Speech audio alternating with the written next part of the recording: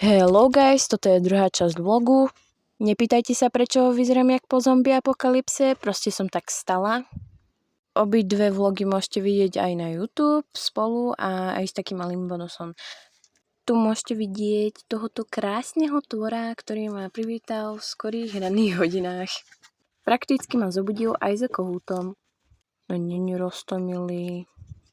Tu už som za seba urobila človeka, tvarím sa tam ako vždy úplne hrozne, dala som si na seba mikinu, lebo tam bola zima a tu máte moje krásne raňajčky, no nepýtajte sa tam prečo je tam taký bordel, proste som bola u mojej netery, neviem prečo, ale vždycky sa tam, kúkajte, ak sa tvarím, no proste hrozne.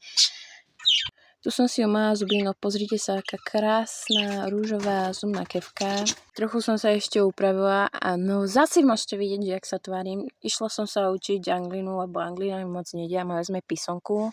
Prezliekla som sa, pretože tam bola extrémna zima a toto bolo najdlhšie oblečenie, čo som mala. Išla som s mojou netierou na také nemecké tance. Prakticky som tam iba na nich kúkala. Ma prekvapilo, že Slovensko nie je Slovensko, proste tu doslova uvidíš aj Nemecko, Poľsko a neviem všetky možné krajiny. My sme taká všeochuť. Sme boli v areáli školy, tam majú prakticky tie nemecké tance. A najväčšia pravdepodobnosť je taká, že si aj tak nepozriete toto celé video, lebo toto celé video má 3 minúty. A sústredenosť človeka v tejto dobe je 5 sekúnd. No tu ideme prakticky po takých ich vonkajších chodbách. A chvíľu sme čakali vonku.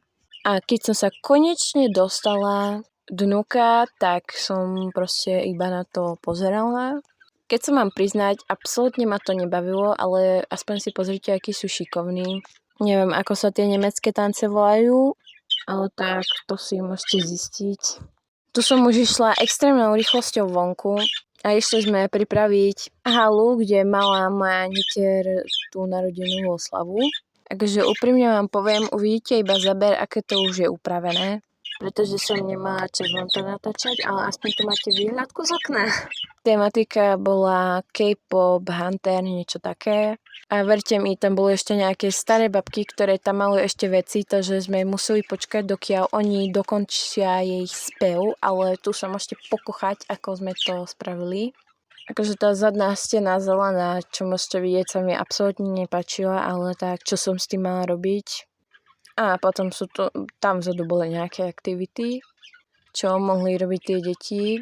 A tie babky úplne neboli najpríjemnejšie. A tu uvidíte strašidlo, tak bye!